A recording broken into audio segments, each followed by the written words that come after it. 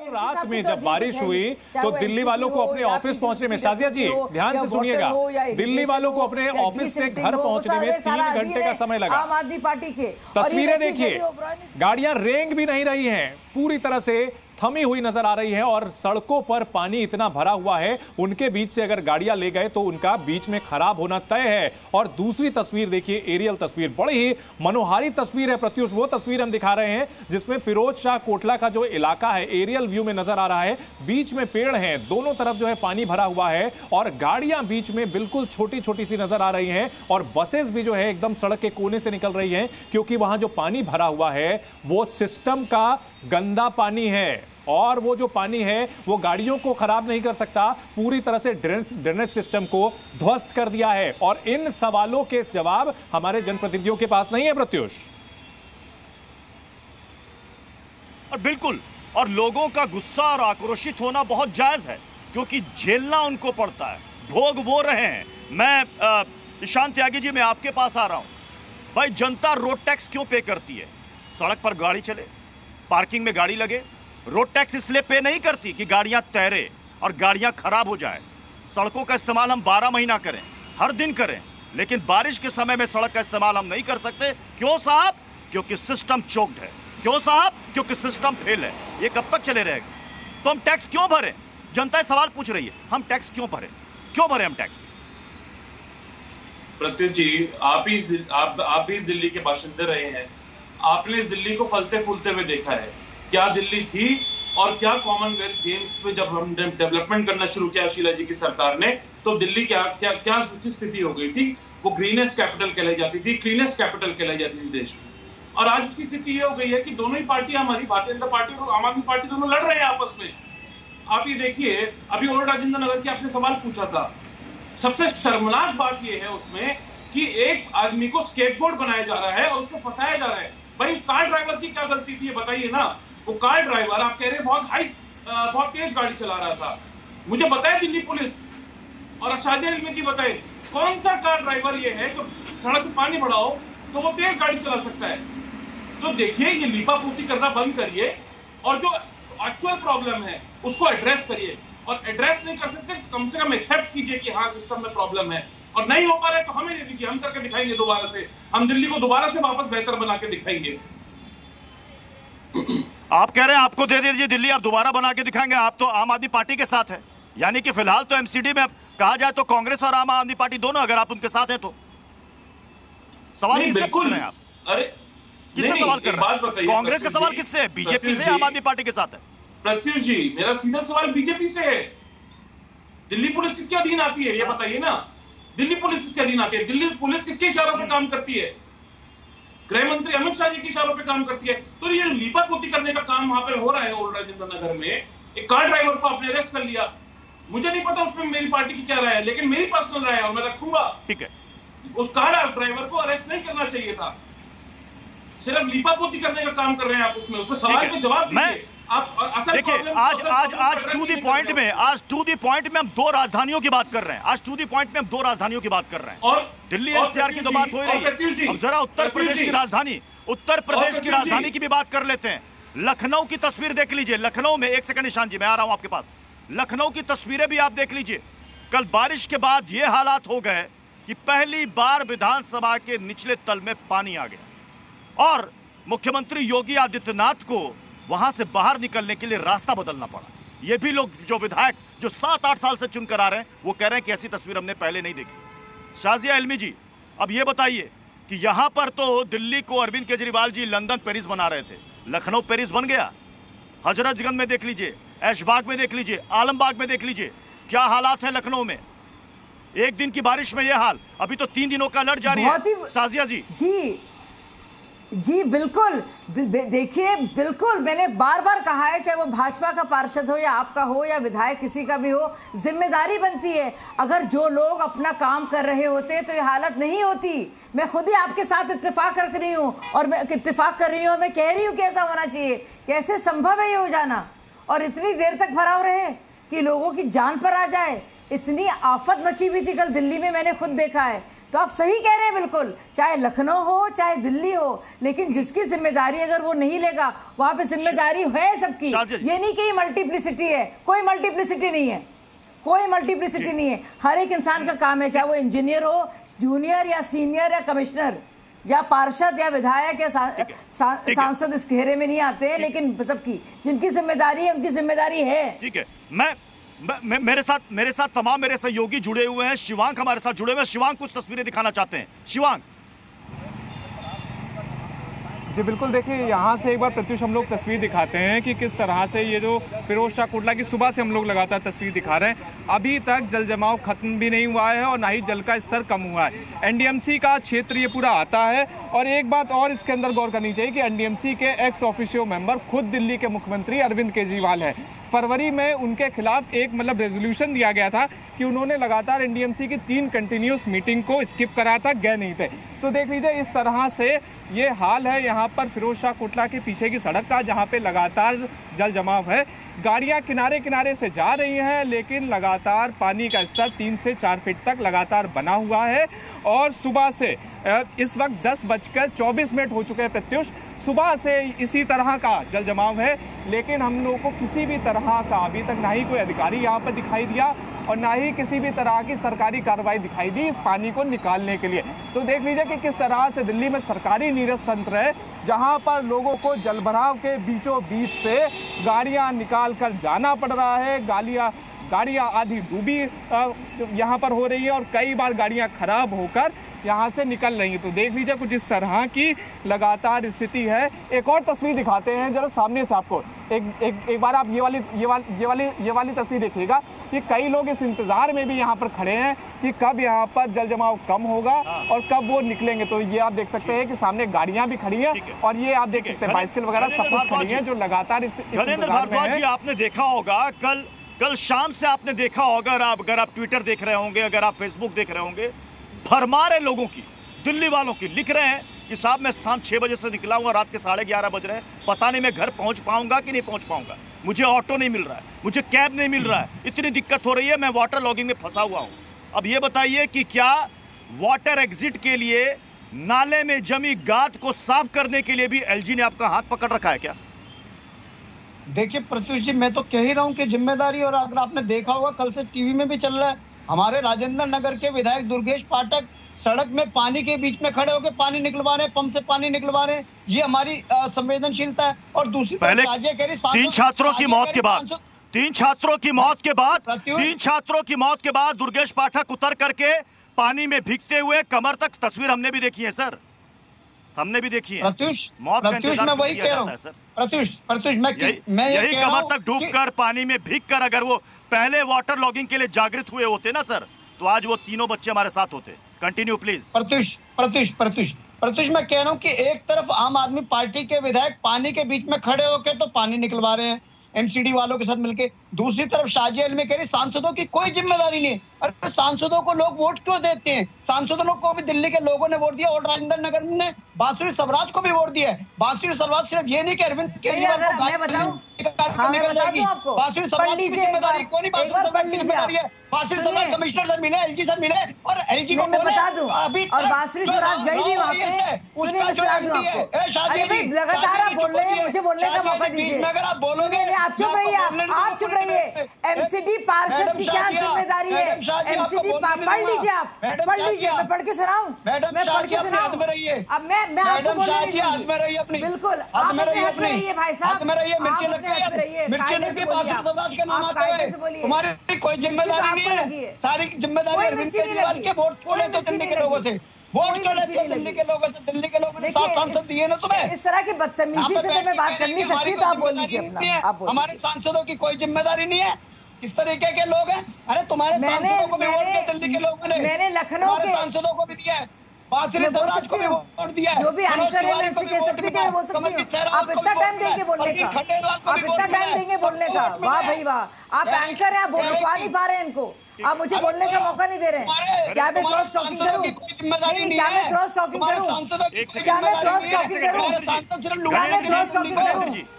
इनको हाल आ गया है, अगर मेरी आवाज इनको हाल आ गया है। गणेंद्र जी एक सेकंड, गणेंद्र जी एक सेकंड, गणेंद्र जी प्लीज, सभी मेहमानों से अपील है मेरी, प्लीज संजीदा विषय में बहस कर रहे हैं। मैं शाजिया जी आपसे पूछना चाहता हूं, क्या दिल्ली में वाटर लॉगिंग की जिम्मेदारी? अरे भाई मैं बोल तो लूं, एक second Ganendra ji please, Ganendra जी एक सेकंड, एक सेकंड प्लीज, गणेंद्र जी एक सेकंड। मैं शाजिया जी आप पर सवाल कीजिएगा, एक छोटा सा सवाल। शाजिया जी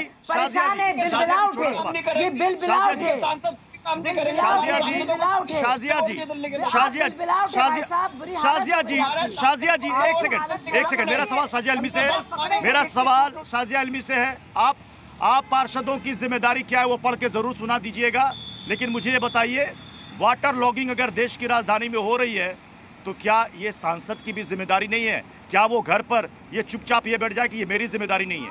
ये तो एमसीडी देखेगी। अब वाटर लॉगिंग होती है, होए, लोग डूब के मरते हैं, मरे, हमारी जिम्मेदारी नहीं है।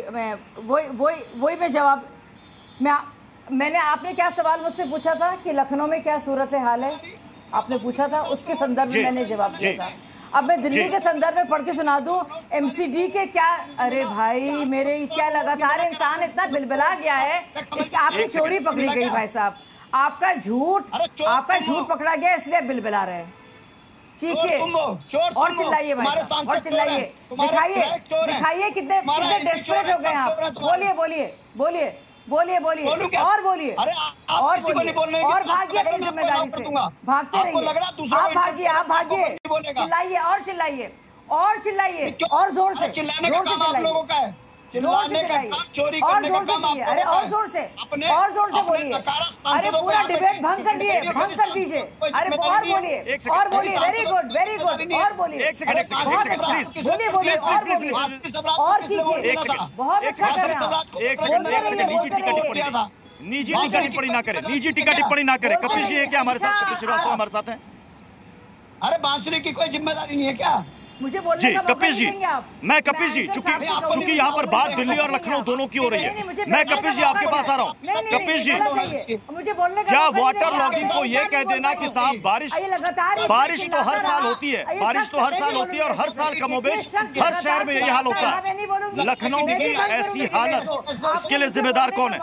कपिल श्रीवास्तव। ये बहुत सीधी सी बात है कि जहां डबल इंजन की सरकार है वहां तो आप खेलेंगे भी तो किसके ऊपर खेलेंगे? और ये डबल इंजन की सरकार पिछले 7 वर्षों से कायम है। योगी जी जब उत्तर प्रदेश की लखनऊ को पानी से निजात नहीं दिला पा रहे हैं, वहां के वाटर लॉगिंग से निजात नहीं दिला पा रहे हैं, अपने शहर, जो उनका अपना शहर है गोरखपुर, 1 घंटे के पानी में गोरखनाथ जिस मंदिर की तरफ ये रोड जाती है हुमायूंपुर से, वो पूरी भर जाती है और मुख्यमंत्री जी उस पर कोई ध्यान नहीं देते। 80 वार्ड में से 40 वार्ड गोरखपुर के जलमग्न हो जाते हैं। लखनऊ के अंदर आप देखिए कि कितने विकसित मोहल्लों के अंदर ये स्थिति है, मेन रोडों पे ये स्थिति है कि वहां पर अब चाहिए कि योगी जी बाकायदा नाव चलवावे और स्टीमर चलवावे। क्योंकि जहां तक दिल्ली का सवाल है, तो दिल्ली के सवाल में जब पूर्ण राज्य का दर्जा नहीं है तो आप पूरी तरीके से किसी एक व्यक्ति पर दायित्वाधीन कर भी नहीं सकते। लेकिन योगी सरकार और भारतीय जनता पार्टी की सरकार उत्तर प्रदेश पर शून्य और मौन है। आप सोचिए क्या चाहते हैं कि 3-4 लोगों की यहाँ भी मृत्यु हो जाए तब योगी जी उठेंगे? और हकीकत इसी बात की है कि पिछली बार भी बारिश के अंदर गोमती नगर से लेकर के हजरतगंज का यही बुरा हाल था। हजरतगंज की मेन रोड धंस गई थी।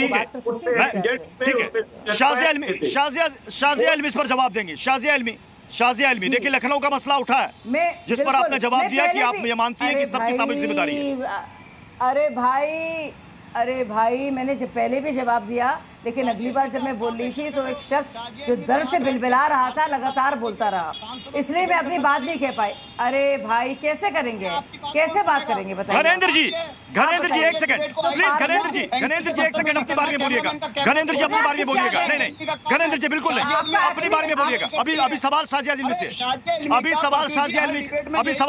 से, शाजिया अलमी एक सेकंड। गणेंद्र जी अपनी बारे में बोलिएगा प्लीज। ये अपना नामकरण दूसरा करा रहे, दर से बिलबिला उठे बेचारे।